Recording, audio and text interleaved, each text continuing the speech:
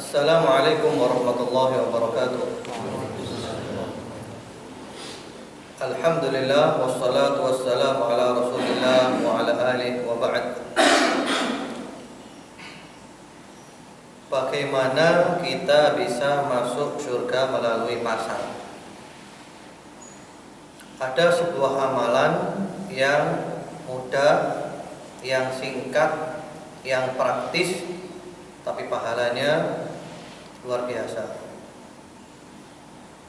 Sebuah hadis yang sanadnya dinyatakan hasan oleh Al-Albani sebagaimana di dalam Shahihul Jami'. Hadis ini diriwayatkan oleh Muhammad bin Wasi' rahmatullah alaih. Beliau mengatakan, ketika aku datang ke kota Mekah, aku bertemu dengan Salim. Salim adalah putra daripada sahabat Abdullah bin Umar ibnul Khattab radhiyallahu anhu majma'in. Kemudian Salim ini menceritakan sebuah hadis kepada Muhammad bin Wasi', yang hadis ini didengar dari ayahnya Ibnu Umar, dari kakeknya Umar ibnul Khattab radhiyallahu taala anhu, yaitu sabda Rasulullah Muhammad sallallahu alaihi wasallam, "Man dakhala suqa," barang siapa yang masuk pasar.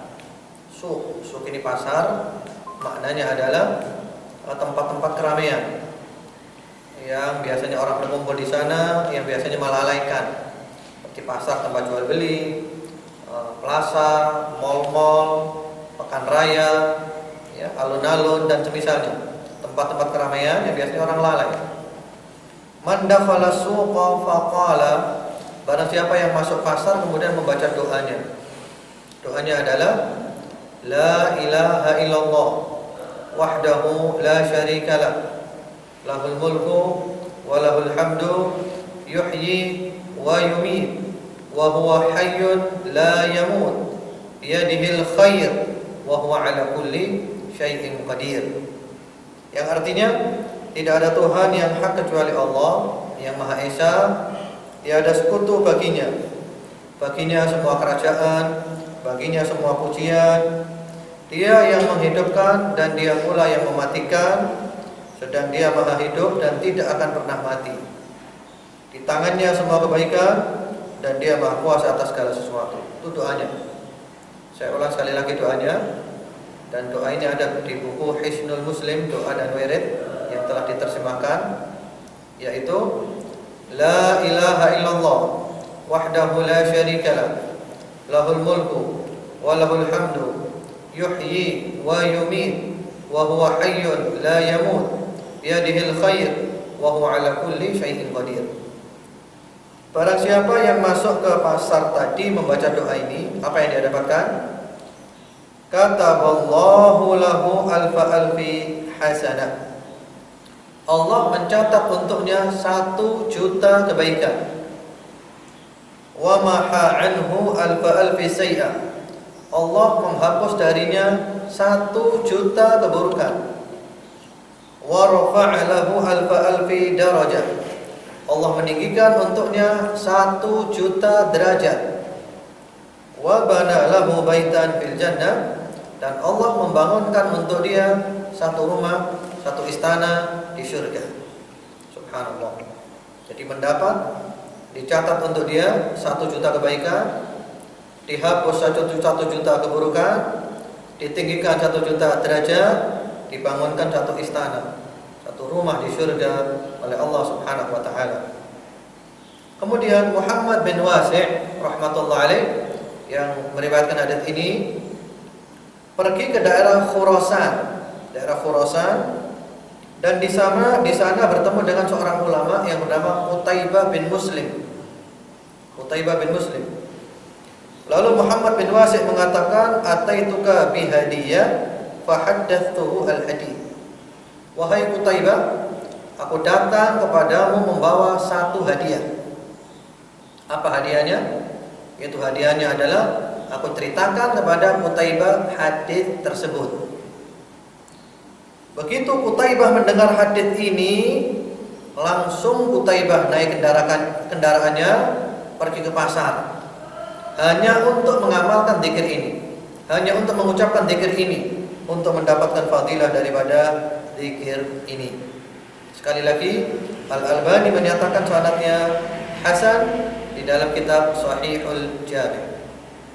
Jadi mari kita berzikir kepada Allah di pasar. Zikir secara umum bagus, terutama zikir khusus ini. Karena pasar tempat orang lalai, kita berzikir kepada Allah, lisan kita berkomak kamit berzikir, hati kita memahami, meyakini, hati kita meresapi, dan perbuatan kita ketika di pasar itu mengerjakan perintah Allah dan meninggalkan larangan-larangan Allah Subhanahu wa taala. Inilah orang yang berzikir di pasar, yang keutamaannya amat sangat besar, karena pasar tempat orang yang lalai. Sahabat Abdullah ibnu Umar radhiyallahu taala anhuma, ada kalanya pergi ke pasar tidak ada kepentingan apa-apa.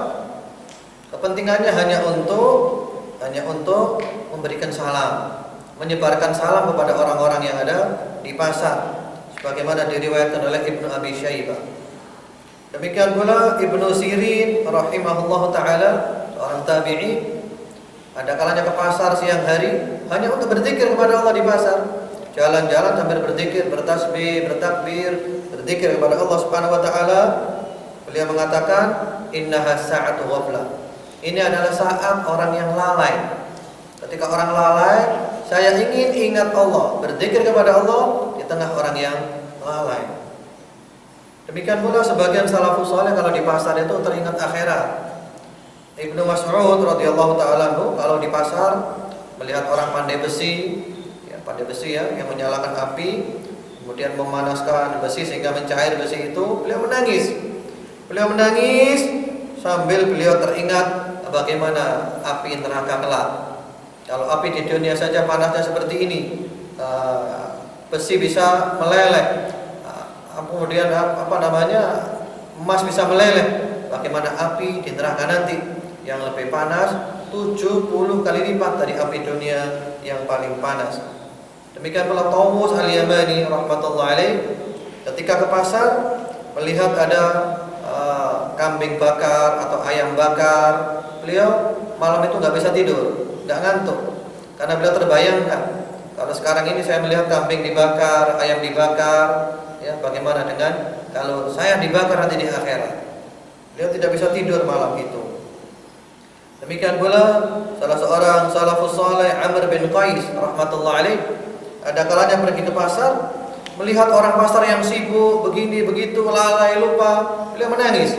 Beliau mengatakan, "Ma aghfala haula amma u'idda lahum." Ya. Tiadalah mereka ini lalai, melainkan yang mereka lalaikan adalah akhirat. Ya, mereka sibuk dengan dunia, mereka lalai akhirat yang telah disediakan untuk mereka, surga atau neraka. Karena itulah sholat duha itu keutamaannya besar. Bisa membayarkan sedekah kepada 360 persendian kita. Kenapa? Karena waktu duha adalah waktu orang lalai. Ketika orang lalai kita sholat, kita berzikir, keutamaannya amat sangat besar. Demikian pula para salafus saleh yang lainnya. Ada seorang yang bernama Humaid bin Hilal rahmatullahi alaih. Beliau mengatakan, "Mathalu dzakirilla fis suq kamathali syajaratin khadra wasata syajar mayyit." Perumpamaan orang yang ingat Allah di pasar, berzikir kepada Allah di pasar, ibaratnya seperti satu pohon yang hijau yang subur di tengah pepohonan yang kuning. Jadi ini ada ribuan pohon yang kuning yang rusak, hanya satu yang hijau, maka tampak sekali beda. Jadi orang di pasar semuanya lupa, lalai, sementara dia masih ingat kepada Allah Subhanahu wa taala di sana. Demikian pula Ibnu Abi Syaibah rahmatullahi alaih meriwayatkan satu kisah, dua orang teman yang keduanya bertemu di pasar, lalu keduanya sepakat untuk berzikir kepada Allah, istighfar di pasar dengan harapan Allah mengampuni dosa-dosa mereka. Lalu salah seorang dari mereka ini, dari keduanya ini meninggal dunia. Setelah meninggal dunia, temannya yang masih hidup bermimpi, mimpi bertemu temannya yang sudah meninggal dunia. Kemudian teman yang sudah meninggal dunia itu mengatakan, Ya akhi, asy'arta anna Allah ghafara lana 'ashiyatan taqaina bisu. Wahai saudaraku, apa kau tidak merasakan bahwa Allah telah mengampuni dosa-dosa kita ketika kita berjumpa di pasar, ketika kita berzikir kepada Allah di pasar di tengah kelalaian orang. Karena itu memang kalau kita sudah masuk ke pasar, ke mall, ke pekan raya dan sebagainya, kita lalai, banyak maksiat di sana. Di pasar banyak orang berbohong, menipu, sumpah palsu, janji palsu, dan banyak kemungkaran-kemungkaran. Sementara kalau kita ingat Allah di pasar, kita benar-benar mengerjakan perintah Allah di pasar, meninggalkan larangan Allah di pasar, mulut kita membaca zikir ketika di pasar, maka keutamaannya amat sangat besar. Jangan sampai pasar membuat kita lalai, sebagaimana ucapan Malik bin Dinar rahmatullahi alaih, as-suqu mukthiratun lil mal mudhibatun lid-din. Pasar itu memperbanyak harta tapi menghilangkan agama. Kalau kita lalai di sana dan kita sembrono di sana. Demikian, semoga bermanfaat. Wassallallahu ala nabiyyina Muhammadin wa ala alihi. Walhamdulillahirabbil alamin. Subhanakallahumma bihamdika asyhadu an la ilaha illa anta astaghfiruka wa atubu ilaik. Assalamualaikum warahmatullahi wabarakatuh.